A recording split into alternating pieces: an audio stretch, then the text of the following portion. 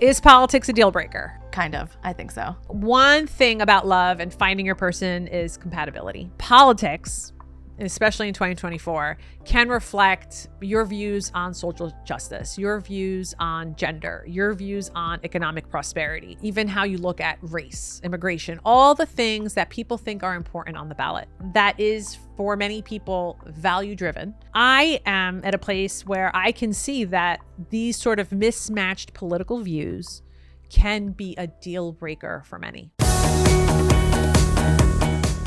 Hey, welcome to the Ask a Matchmaker pod. I'm your host, Matchmaker Maria, looking pretty preppy today if you're watching this on YouTube. If you're not watching it on YouTube, well, go to YouTube and search Ask a Matchmaker. And while you're there, hit subscribe.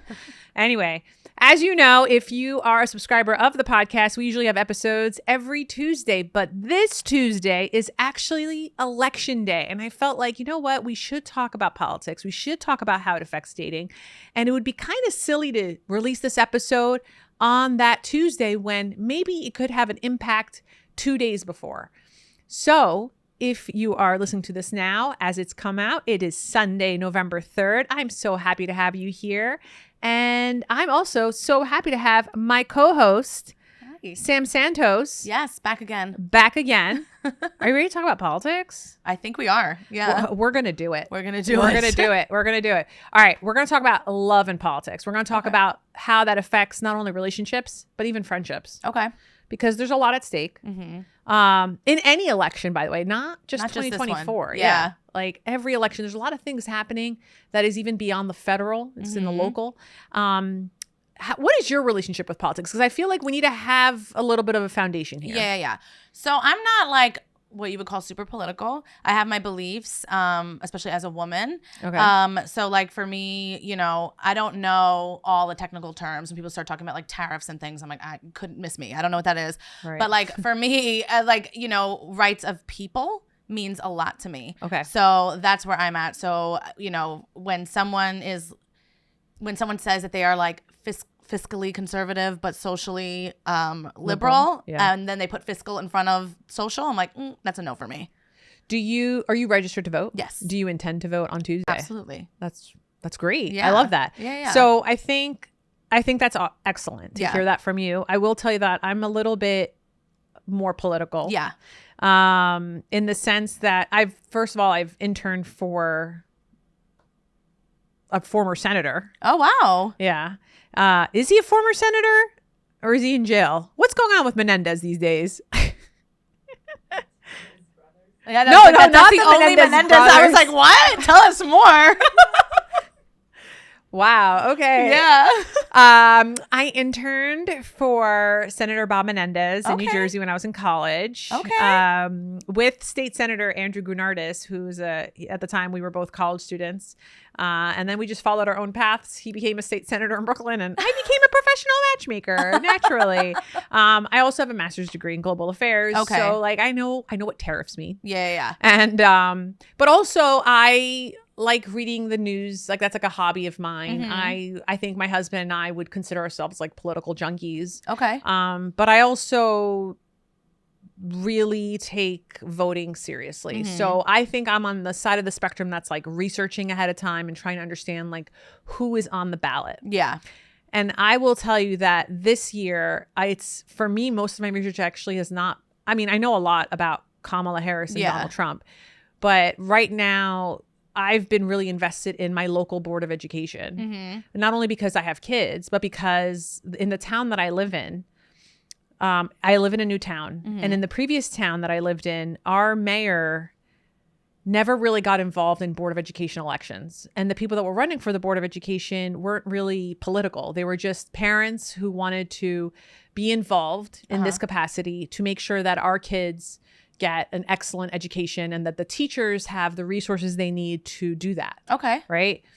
And my husband and I decided to purchase a house in a town that is known for its schools. Okay. It's also known for its high taxes. Yeah. But it's also, that's what it's known for. People move there for the good schools. Well, that kind of always seems to go hand in hand. You would think. Yeah. And then this year, there are 2 people running. These 2 people were endorsed by our mayor, which I've never heard of a mayor endorsing people for the BOE because these are such polar different, like just different motivations. Yeah. And then both of them, one, they're in college. One is 19, I think. No way. Yeah. Two, which by the way, don't get me wrong, I think it's great to have like a fresh perspective. Totally. What's interesting about them though is that they have websites where you can donate money to. And I've never, in the towns that I've lived in, I've never seen people campaign like this. And one of these gentlemen has gone so far to say, make our schools great again. Oh. When I live in a town that's considered like the top, I don't know, I think it's like top 10 or top 15 public school system in all of New Jersey. Like, I'm like, we're great. We're already great. We're already great. Yeah. And they're just kind of using like very specific language. I mean, another candidate was in their debate was, I felt like a little transphobic.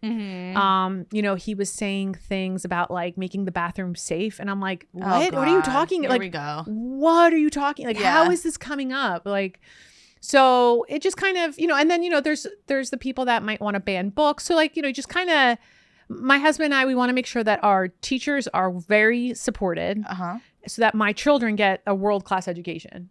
So it's like, that's what motivates us and how we research for who we're going to run. And I think that's what the point that I'm trying to make here is that politics is not just who runs for president every 4 years. Yeah. Local government matters more. It really does because you see the effect on your kitchen table. Yep.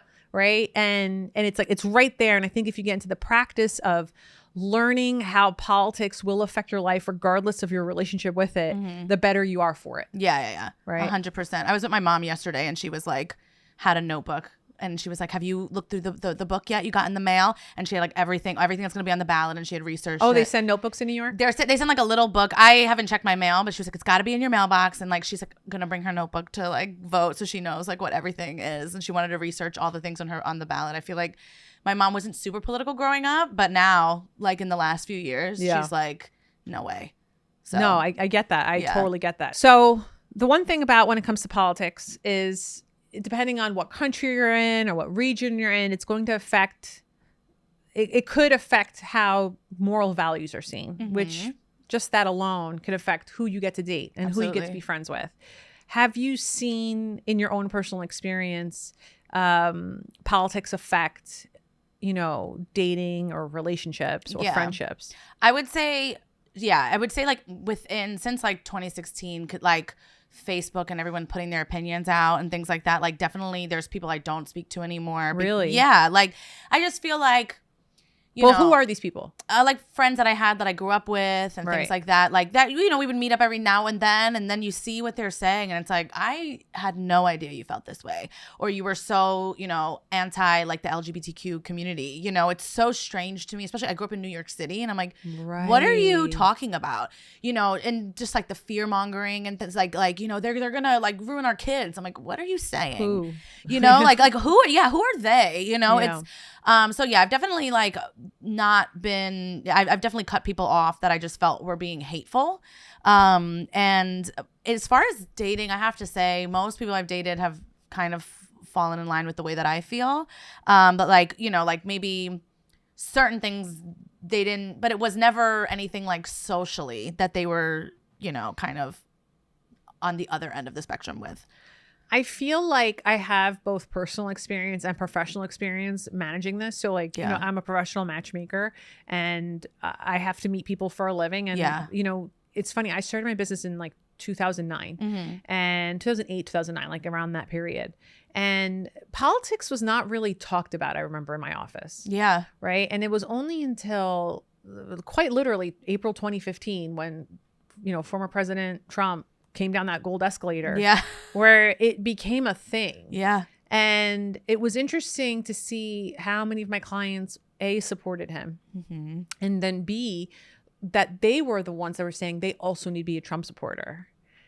And then eventually that would also happen in the opposite end. But it was, I was hearing it first from these people and very proud of it. And I was like, okay, you know, like, look, I have to run a business. Of course. You know, I don't, as long as I have your matches. We're cool, you know. Yeah, we're not dating. We're not dating, you know. But it was, what's interesting is it did make me have to become a little bit more well versed in how to speak about things that do come up. So right now, regardless of political spectrum, a rights to women's healthcare is the biggest deal breaker in dating in my office. Yeah. I assume it might be the same in online dating world as well. I would like imagine. your perception of that, Yeah. right? Regardless of party affiliation. And I've had situations where I'm speaking to a male potential client and they'll say stuff like, I'm socially liberal, fiscally conservative. Yeah. And I'm like, okay. But then I'll say, well, how do you feel about, healthcare like abortion? And they'll say stuff like, well, I'm open to it. I think a woman can get, whatever she wants. But like, up to a certain week. Always. And I would always ask them like, well, what do you mean by that? And they'll say like, well, you shouldn't be doing that 30 weeks. And I go, do you know anyone who's done it at 30 weeks? Like, yeah. Because that, when you're talking about these sort of things. Yeah. First of all, they're really rare. So rare. But because they are rare, it's usually something serious. Of course. Right? And so it's like, that's none of my business. Yeah. I don't want to know. Right? You're going to have to deal with the aftermath of that because chances are if they're at 30 weeks or 34 weeks or whatever, they've probably chosen a name. Exactly. That's what I don't get. I'm like, you think a woman wants to carry a baby around for almost full term and then be like, change my mind, Yeah. And depending on the state that you live in, you're going to have to give a funeral. Like I live in New Jersey, which does give women full rights to their healthcare, right? You have full autonomy. We're very liberal in that way. However, in the state of New Jersey, I forget which week, but I think if it's over 20 weeks or 23 weeks, you have to give that fetus a funeral. No. So I have had instances where like, someone I know had to have a late term abortion due to a health condition. Yeah. And then they had to do a funeral. Oh my gosh. And that's really, what is it? 20 weeks. 20 weeks of gestation. Oh, it feels brutal. That is brutal. And so that's what I'm trying to say is like, it's not. And then I've also had someone else say to me like, well, they, I don't mind abortion, but they shouldn't use it as contraceptive. Oh my God. And I'm like, I don't know anyone like that. Especially with how much more publicly available an IUD is. Yeah. But also like, if someone's on their 8th abortion, that's the person you want raising a kid. Like, yeah. Like, I don't know. It's just like, I don't know. I feel like a child is not a punishment. Yeah. And that's always been my feeling on it since I was a teenager. Like, I think children are meant to be celebrated and they're meant to be, set up for success. I agree. And the only way to set up a child for success is if the parent is also in the place of dignity and self-respect to do that. Absolutely. Yes. So what is interesting though, is when I speak to my European clients, how different things are. Really? Like I go to Greece every summer. I live there for 2 months. I have had clients in Belgium, Paris, London, Denmark. And the one thing that is almost universally true there is that regardless of political spectrum, people still date each other. Right? Like they don't, because I don't think their moral values are tied into how they vote. Okay. Right? Like you just have, like, I'll just take Greece as an example really quick, but like in Greece, you can have someone who supports the Communist Party, which is an actual party. Kukue. Is it really? Yeah. It's not vilified the way I think it's vilified in America. Oh, okay. Right? It's just an economic theory. Okay. Right? I don't know how else to explain it. That was perfect. Yeah. All right. And then you have people that are in the New Democracy Party, which is like, it would be maybe equivalent to like a little bit more right of the Democrat Party. Okay. And in America. And they have relationships, right? They just have different solutions to like the same problems, right? And I think that's why Brexit was such a big deal in London. Because I remember the British clients that I have, Brexit was like an earthquake in dating. Because Brexit, it's not just about economics. It's about how you view the fellow people in your city. Yeah. In your region. And suddenly it was like, oh, you support Brexit. You are this. Yeah. And so that moral divide picked up there. just as we were already experiencing it here. Yeah, it was around the same time. Yeah. Yeah. And so I always hear like from people in America, like, oh, my mom's a Republican, my dad's a Democrat, and they made it work. And I'm like, yeah, because they met in the 70s, and that meant something really different than what it means now. Yeah. I hate it when people give me these examples because I rarely see people commingle in now. Yeah, it almost, because it feels a little impossible because it's two different realities. Exactly. Right. One group doesn't believe. One group might believe the election was stolen. Might. And they definitely believe it. And that January 6th is like a peaceful demonstration. Yeah, was a nothing, like nothing and then to see everyone here. else is like, no, I have CNN. I saw it with my own eyes. Happened. So it doesn't feel reality. I will say that in Europe, I noticed that one of the deal breakers that's really big there is your belief of climate change. Okay. So that's their biggest deal breaker is like the climate change also a stuff. good deal breaker though. I think it is. But I think that's really interesting because I think I might be number 1 in Germany as like a dating a dating deal breaker. Wow. Which is crazy. Yeah, So it is. I remember talking to Tinder about it and like I was just like blown away by that. So I feel like, there's definitely a different perception, I think, of like values in the US than in Europe. Yeah, I mean, I since 2016 or I guess a little before, right? It's just become so hostile. Like it's like, and also you have, when the internet plays a role in it, it's like people are saying the most hateful things, right, just to get the likes and the validation and have the chance to maybe be like a little semi-famous. Monetize it. They yeah, monetize that's what I'm saying. Hate. Like it just becomes like a personality trait. Like I can think, like there's like Candace Owens. Like I bet you she's not even like that in real life. No, I think she actually might be a lovely person. Yeah, but she does these things just to get the reaction. It's kind of like sometimes I see these debates between like pro-lifers on a podcast. Yeah. And I'm like, if your livelihood depends on you believing this, you're never going to change your mind. You're not going to, it doesn't matter what you learn that changes your mind. Yeah. It just kind of reminds me, I feel like US politics, let me say this one more time. I feel like the US Republican Party of 2024 kind of reminds me of like WWE. And Trump was in WWE, so that does make sense. So like, think about The Rock, right? Like he had all that drama with like, I want to say Triple H. Yeah. Excuse me. I love that you were like in the last episode, I'm not a Jersey girl. Yeah. Anyway. I'm like, but I do. I love.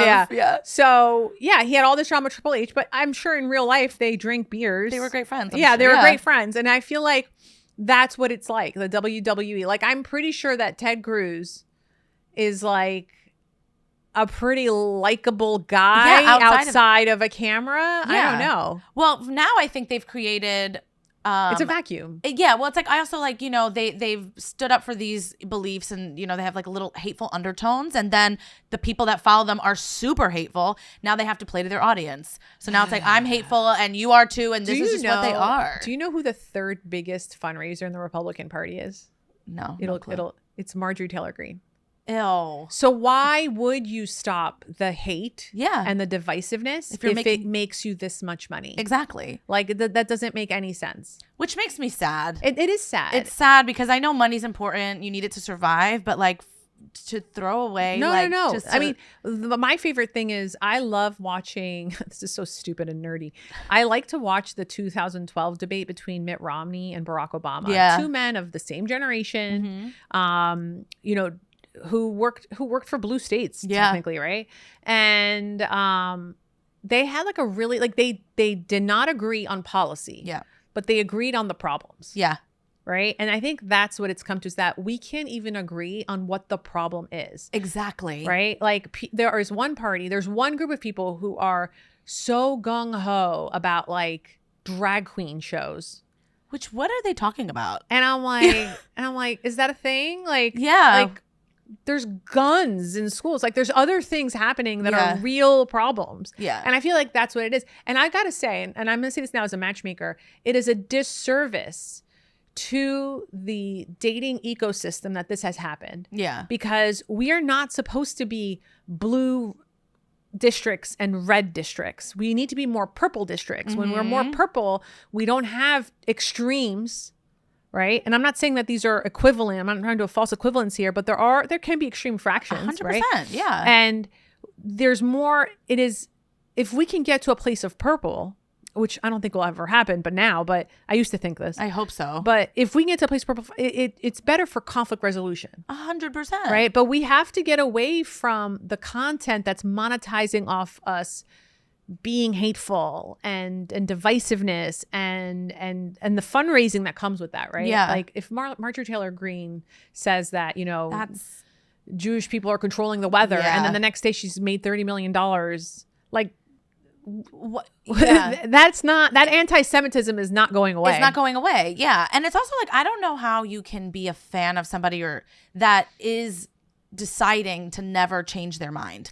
Do you know what I mean? Like, that's what it's happening right now is like, if, Trump has a change of heart on something, he can never vocalize it because then his believers or whatever, his fans will never vote for him. And that is what I'm like, why do you want somebody who is so dead set in their ways that nothing can sway them or change their mind? Like, I think what makes us human is that idea that like, okay, I'm open to hearing your side, but it's like a no for everybody. I like politicians that can apologize, that have that. Like, I'll give you an example. There's a congressperson who is running in my district. Yeah.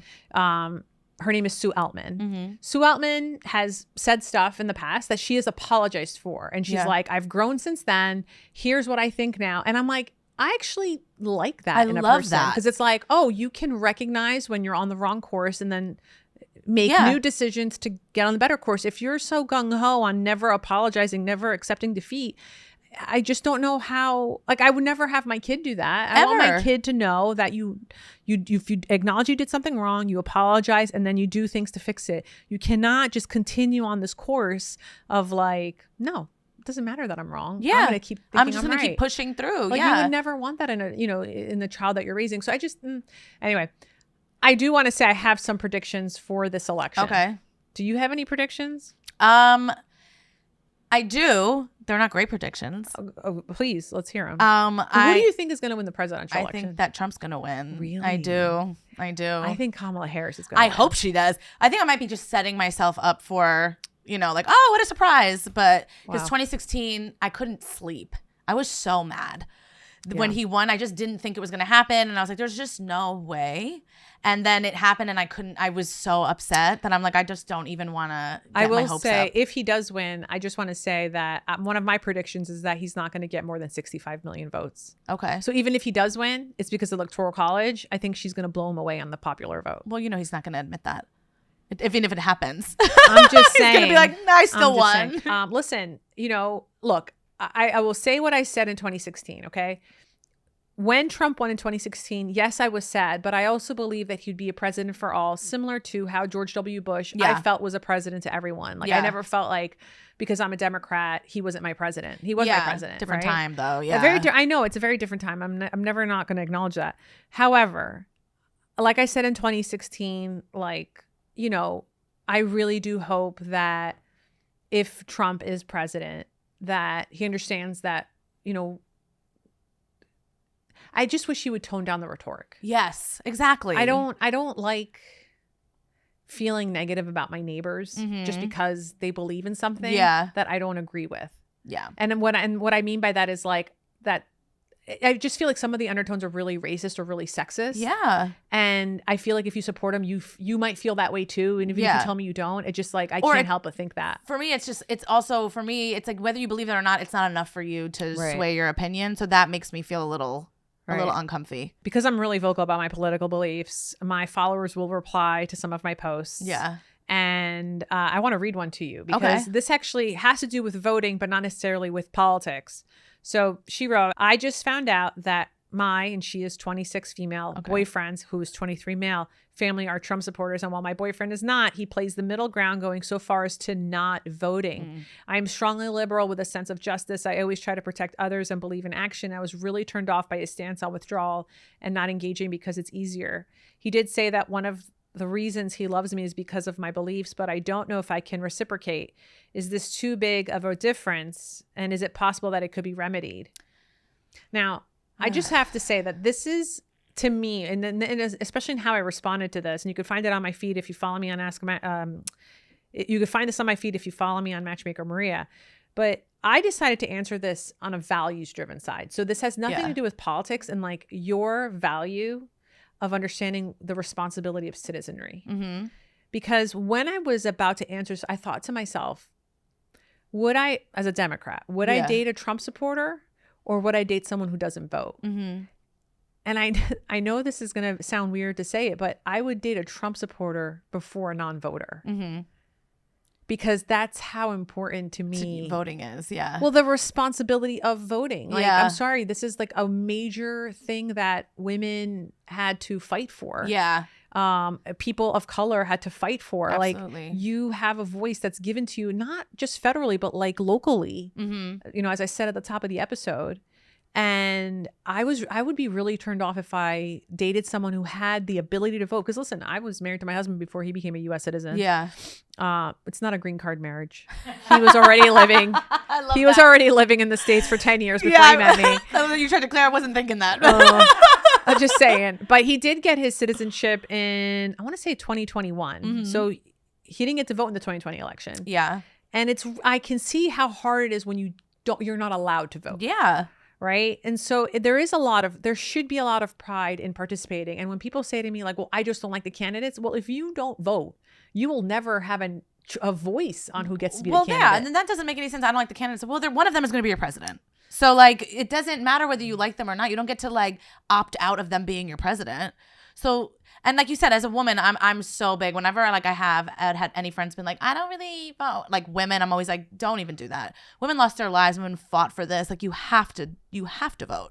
You know, what's funny is that some people will say like, well, me not voting is a protest. And you know, it's funny because I'm a dual citizen. Yeah. So I am able to vote in Greece as well. Oh, okay. In Greece, voting is compulsory. But you do have the right to, when you go to the voting booth, to vote a blank ballot. Okay. Right?